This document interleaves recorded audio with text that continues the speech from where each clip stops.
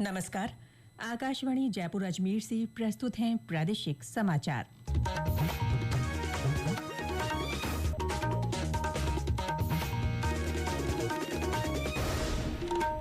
मुख्य समाचार। लोकसभा में आज भी ऑपरेशन सिंदूर पर विशेष चर्चा जारी रहेगी। उच्च न्यायालय ने प्रदेश के स्कूलों की इमारतों की स्थिति को लेकर केंद्र और राज्य सरकार से रिपोर्ट पेश करने को कहा। अंतर्राष्ट्रीय बाघ दिवस आज। वन मंत्री संजय शर्मा रणथंभौर अभ्यारण्य में बाघिन मछली के स्मारक का अनावरण करेंगे। और भरतपुर, धौलपुर और करौली में आज मूसलाधार बारिश का रेड अलर्ट। पिछले 24 घंटों में कई स्थानों पर भारी बरसात हुई।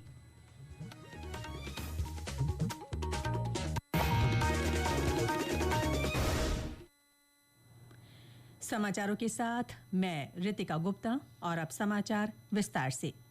लोकसभा में आज भी ऑपरेशन सिंदूर पर विशेष चर्चा जारी रहेगी।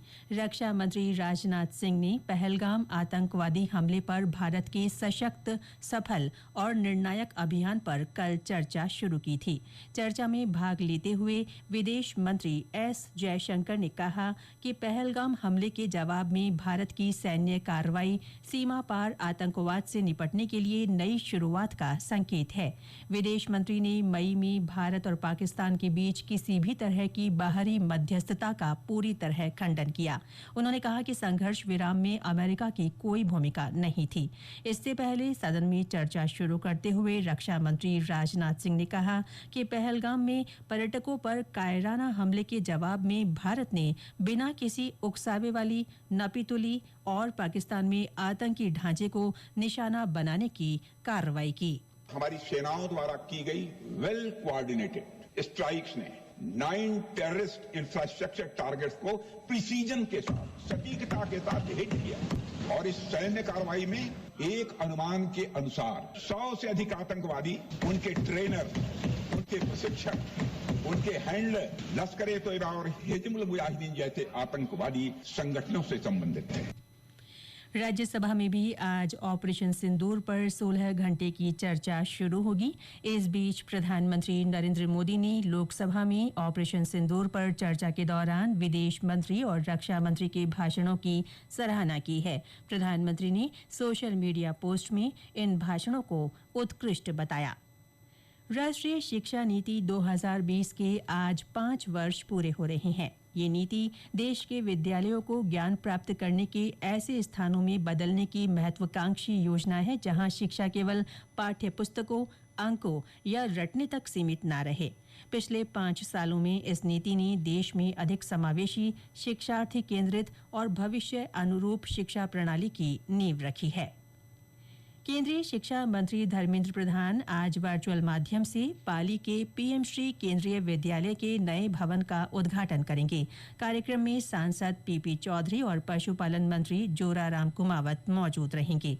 हमारे संवाददाता ने बताया कि ये नया भवन 18.6 एकड़ क्षेत्रफल में बनाया गया है। इसमें कई अत्याधुनिक सुविधाएं विद्यार्थियों के लिए उपलब्ध होंगी।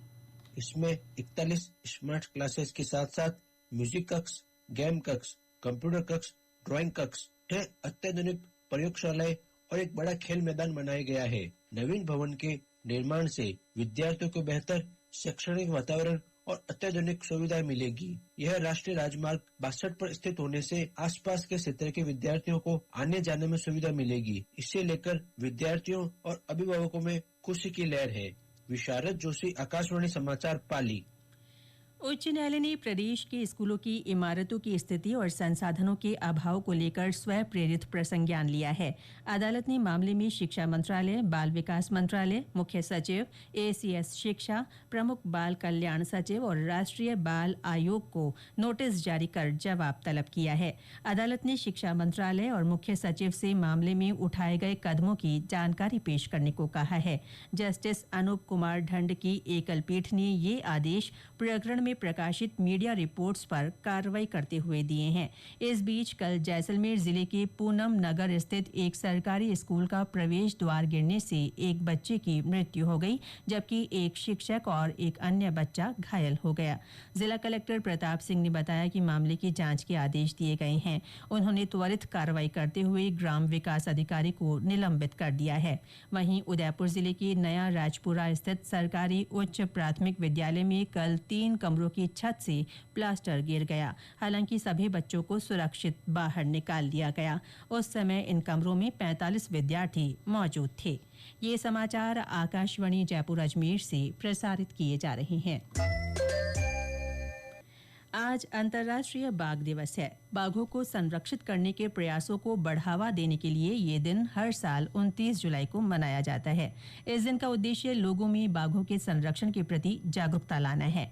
वन और पर्यावरण मंत्री संजय शर्मा ने अंतर्राष्ट्रीय बाघ दिवस पर सभी को शुभकामनाएं देते हुए पारिस्थितिकी संतुलन के रक्षक बाघों के संरक्षण का संकल्प लेने का आह्वान किया है। श्री शर्मा आज सवाईमाधोपुर में रणथंभौर की प्रसिद्ध बाघिन मछली के नवनिर्मित स्मारक का अनावरण करेंगे। हमारे संवाददाता ने बताया कि रणथंभौर अभ्यारण्य में बाघों के उचित संरक्षण और संवर्धन से राज्य के अन्य अभ्यारण्य भी बाघों से आबाद हो रहे हैं। बाघों के संरक्षण और संवर्धन को लेकर रणथंभौर बाघ परियोजना पूरे विश्व में प्रसिद्ध है। यहाँ के बाघों से राज्य के अन्य अभ्यारण्य भी आबाद हुए हैं। वर्तमान में यहाँ 27 बाघ, 28 बाघिन और 16 शावक हैं। रणथंभौर में बाघों की सघन गश्त को लेकर वन कर्मियों के अलावा होमगार्ड, बॉर्डर होमगार्ड और कैमरा ट्रैप जैसी तकनीक भी इस्तेमाल की जा रही है। रणथंभौर की प्रसिद्ध बाघिन मछली और उसकी संतानों से पर्यटन के साथ साथ वंश वृद्धि में न केवल रणथंभौर बल्कि सरिस्का, रामगढ़ विजदारी, करौली धौलपुर के जंगलों को और मुकंदरा जैसे जंगलों को भी आबाद करने में पूरा सहयोग रहा है। रणथंभौर के नए शावकों से राज्य भर के बाघ अभ्यारण्य आबाद होने के बाद पर्यटन और रोजगार के अवसर भी बढ़े हैं। सतीश वर्मा, आकाशवाणी समाचार, सवाईमाधोपुर।